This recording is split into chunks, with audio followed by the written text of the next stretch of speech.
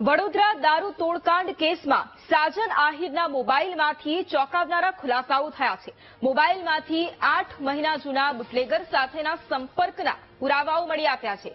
મોબાઈલમાંથી મળેલા વોઇસ સેમ્પલને તપાસ માટે એફએસએલમાં મોકલવામાં આવ્યા। વોઇસ સેમ્પલમાં અનેક રહસ્યો ખુલવાની પણ શક્યતાઓ છે। કરજણ પાસેથી 1.77 કરોડનું ટેન્કર પકડાયું હતું। એસએમસીના કોન્સ્ટેબલે ટેન્કર પકડાવવા દેવા માટે 15 લાખની લાંચ લીધી હતી। 4 રાજ્યોમાં દારૂના નેટવર્ક ચલાવતા બુટલેગર અનિલ પંડિત પાસેથી પૈસા લીધા હતા। 10 લાખ સાજન આહિરને અને 5 લાખ ગાંધીનગરના આંગડિયામાં મોકલવામાં આવ્યા હતા। તપાસમાં જામ ખંભાળિયા નજીકથી બાવડામાં દટાયેલો સાજનનો મોબાઈલ પણ મળી આવ્યો। મોબાઈલની તપાસમાં સાજન છેલ્લા કેટલાય મહિનાથી બુટલેગરના સંપર્કમાં હોવાનો પણ એક મોટો ખુલાસો થયો છે। તો વડોદરા દારૂ તોડકાંડ કેસમાં સાજન આહિરના મોબાઈલમાંથી હવે ચોંકાવનારા ખુલાસાઓ પણ સામે આવી રહ્યા છે અને મોબાઈલમાંથી 8 મહિના જૂના બુટલેગર સાથેના સંપર્કના પુરાવા મળ્યા। અને આજ મુદ્દે સંવાદદાતા માનુ આપણી સાથે લાઈવ જોડાયા છે। માનુ, વડોદરામાં દારૂ તોડકાંડ કેસમાં એક મહત્વપૂર્ણ ખુલાસાઓ પણ થઈ રહ્યા છે। હવે સાજન આહિરના મોબાઈલમાંથી પણ અનેક ખુલાસાઓ સામે આવી રહ્યા છે। અત્યારે શું જાણકારી વધુ?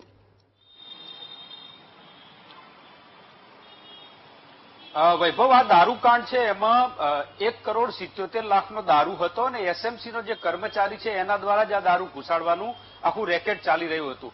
15 લાખ રૂપિયા લઈ અને અર્જુન પંડિત જે દારૂનો સપ્લાયર છે એની પાસેથી લેવામાં આવેલા સમગ્ર મામલે એસઆઈટીની રચના કરવામાં આવીને એસઆઈટી હવે તપાસ દરમિયાન વિવિધ ખુલાસાઓ કરી રહી છે। સાજણ આહિરનો જે મોબાઈલ છે જામ ખંભાળિયા પાસે બાવળની ઝાડીમાં સંતાડ્યો હતો ત્યાંથી મેળવવામાં આવ્યો છે। હવે એને એફએસએલમાં મોકલવામાં આવ્યો છે। 8 મહિનાના જે મોબાઈલ રેકોર્ડિંગ છે એ પણ મળી આવ્યા છે। ઓડિયો રેકોર્ડિંગ છે, વિડીયો રેકોર્ડિંગ છે અને એ પણ એફએસએલમાં મોકલવામાં આવ્યું છે। આનાથી ખુલાસા થશે કે અન્ય કયા લોકો પણ જોડાયેલા હતા, કારણ કે જે દારૂ સપ્લાયર છે અર્જુન પંડિત એના સંપર્કમાં 8 મહિનાથી આ સાજણ આહિર છે હતો એવું પણ ખુલાસો થયો છે।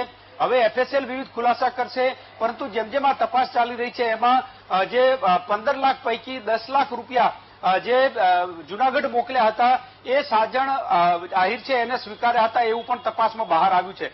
જે અર્જુન પંડિત છે જે સપ્લાયર એ 4 રાજ્યોની અંદર દારૂનો સપ્લાય કરી રહ્યો છે એની પણ અત્યારે તપાસ કરવામાં આવી રહી છે। અન્ય કયા અધિકારીઓ કર્મચારીઓ આમાં સંડોવાયેલા છે એની પણ તપાસ કરવામાં આવી રહી છે। 4 રાજ્યમાં દારૂનો સપ્લાયર આટલું મોટું નેટવર્ક ચલાવતો હતો અને એ સાજણ આહિરના સંપર્કમાં હતો। સાજણ આહિરે એને પાસેથી પૈસા લીધેલા। 8 મહિનાથી આ સંપર્કમાં હતા એવી પણ વિગતો મોબાઈલના આધારે ખુલી રહી છે।